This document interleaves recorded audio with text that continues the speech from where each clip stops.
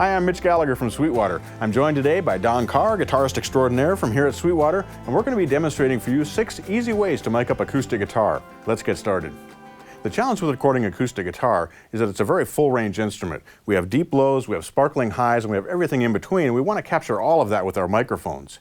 So to begin, listen to the guitar first. Get down in front of it, listen to what's coming off the top and the different parts of the top, what frequencies are coming from where, and that'll help guide you when you're placing your microphones. To begin, we'll look at 3 simple techniques using a single microphone. Let's start with perhaps the most traditional of all recording techniques for acoustic guitar, and that's placing a single microphone about a foot back from the guitar and aimed at where the neck joins the body.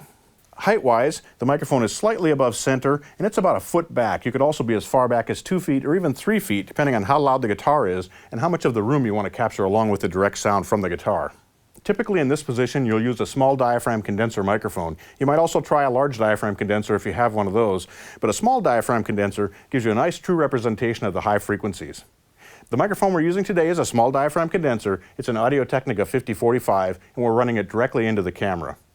Don, let's hear what this position sounds like.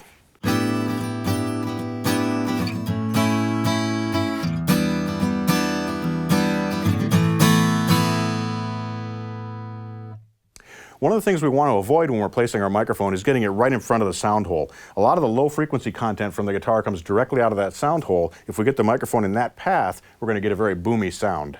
Our second single microphone technique is to bring the microphone out front of the guitar, raise it up above the sound hole, and aim it slightly down so that we're getting some of the pick attack. Don, let's listen to the sound of this.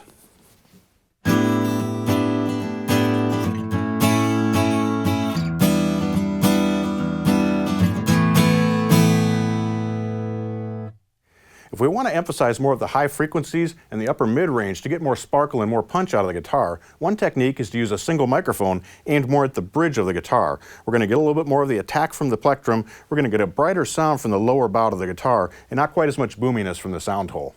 Don, let's hear this.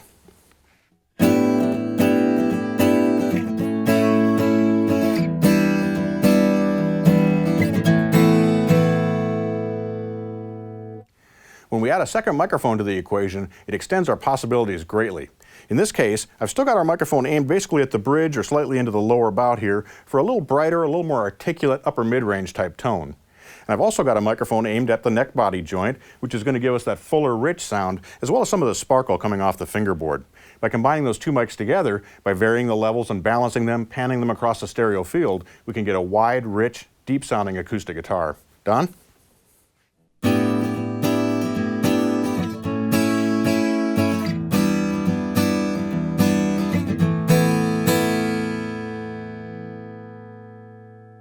When you're working with more than one microphone, it's important to ensure that they're in phase. When the microphones are out of phase, you get sound cancellation, sort of a hollow tone, and they can mess with your stereo image as well. So when you're working with 2 microphones on an instrument like the guitar, ensure that they're the same distance from the instrument so the sound waves arrive at the capsules at the same time and they're in phase. If you're looking to capture a little more stereo width from your guitar sound and you want to have a little more of the room blended in as well, an XY stereo technique like this works very well.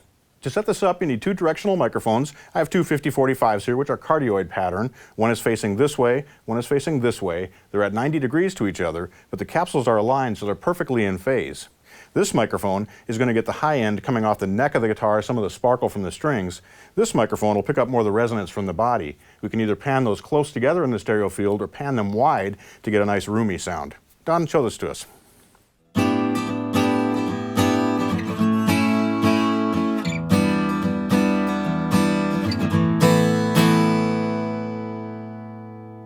To enhance the stereo effect, I've pulled the microphones back from the guitar a bit. We're about 2.5 feet back here. You could go 3 feet, 5 feet back, depending again on how much of the room you want to capture along with your direct guitar signal. And I've got them aligned so that basically they're centered on the joint between the neck and the body. For our final technique, we actually have 2 variations, so we'll call this acoustic guitar miking 6A. We'll begin with our old standby, one microphone placed out front where the neck joins the body. Our second microphone comes over the shoulder of the guitarist and looks down at the guitar, the idea being to capture more what the guitarist actually hears as he's playing. By combining these microphones, we can get a great composite tone. Don?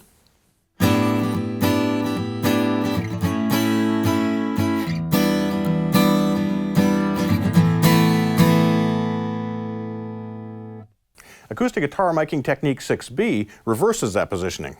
We've got a microphone placed aimed at the lower bout toward the bridge, and our second one is coming over the player's left shoulder.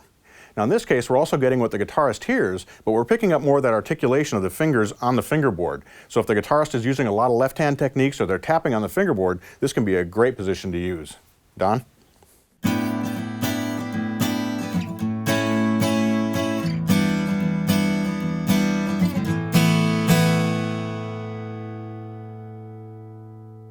Any of these 6 techniques makes a great starting point for recording acoustic guitar, and you can fine-tune things and experiment from there. Try different types of microphones. You might have a ribbon microphone and a condenser microphone, a large diaphragm and a dynamic, 2 match mics, 2 mismatched mics, vary the distances, position the guitarist in the room so you're getting different amounts of ambience. So many things you can do to really customize and fine-tune and optimize your acoustic guitar sound.